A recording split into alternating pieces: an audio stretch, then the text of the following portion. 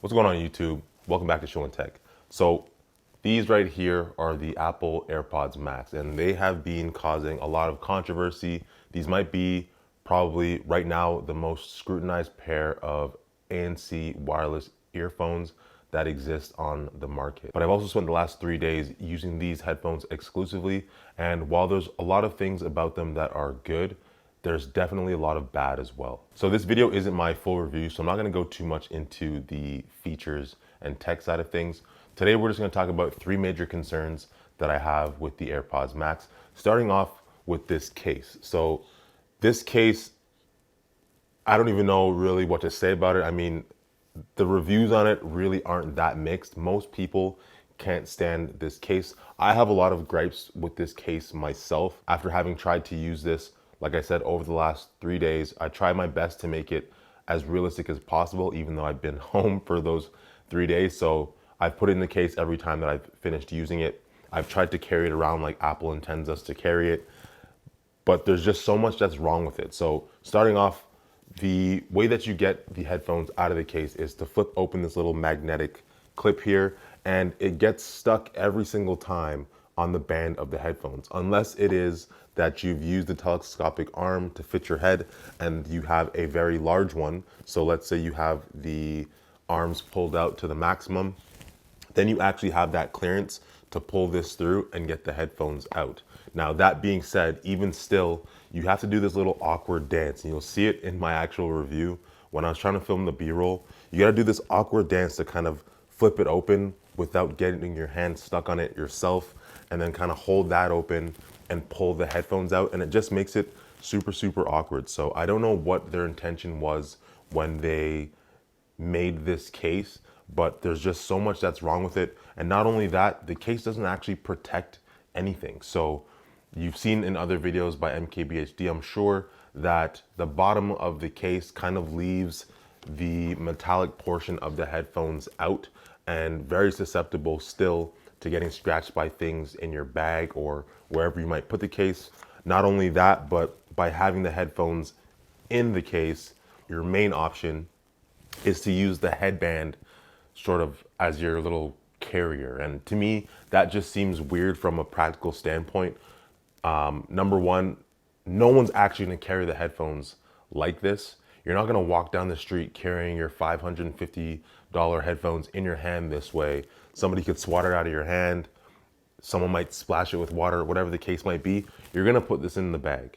And when you put this in your bag, it's not protected from anything else that might be in your bag. So you have all these open gaps here where if you've got pens lying around, if you've got your laptop in there, if you have anything, people carry tons of stuff in their bag.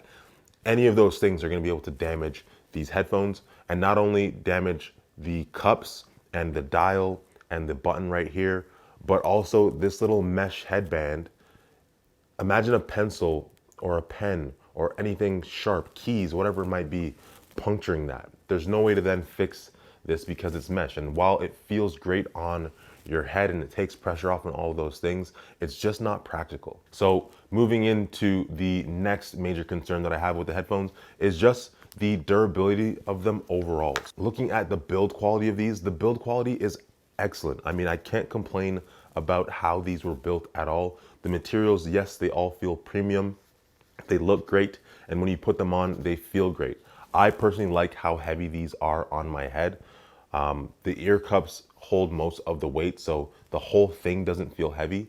The headband does a good job of dispersing that weight over the top of your head, so it doesn't feel cumbersome when you're wearing them. But in terms of the overall durability, there's just so many things on these headphones that I feel are going to either completely break or get severely damaged relatively quickly. So looking at how the headphones come out of the case themselves, they come out with the backs of the ear cups touching.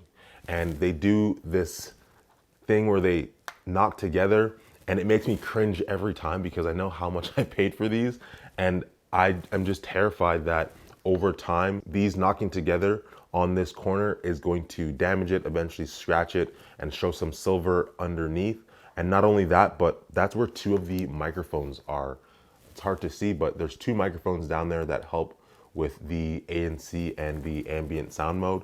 And so over time, I can't see how that's not going to cause damage. The next thing is the telescopic arms right here. And again, very premium, super satisfying to pull these out and push them back in. They do a great job of staying grippy and not moving.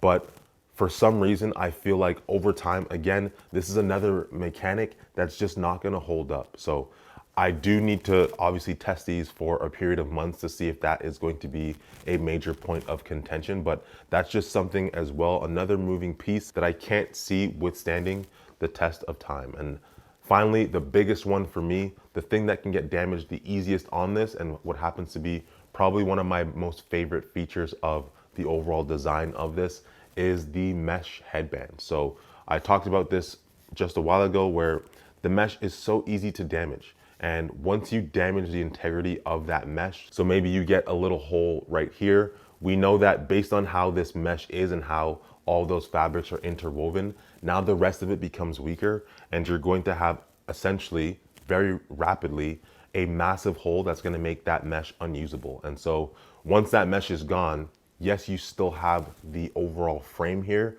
but then that's going to be the only thing that's sitting on your head.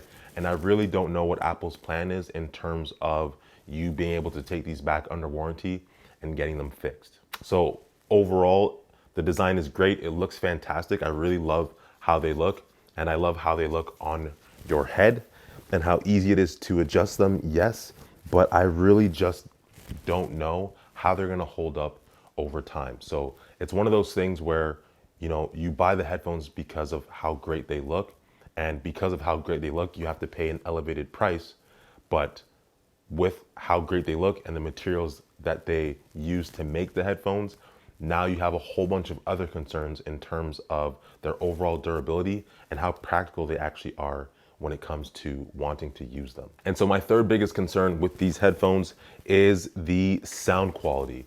So right out of the box, for whatever reason, Apple decided that they're not going to include a 3.5 to Lightning cable. You have to go ahead and buy that separately, and I think it's like $35 US. So that's one thing.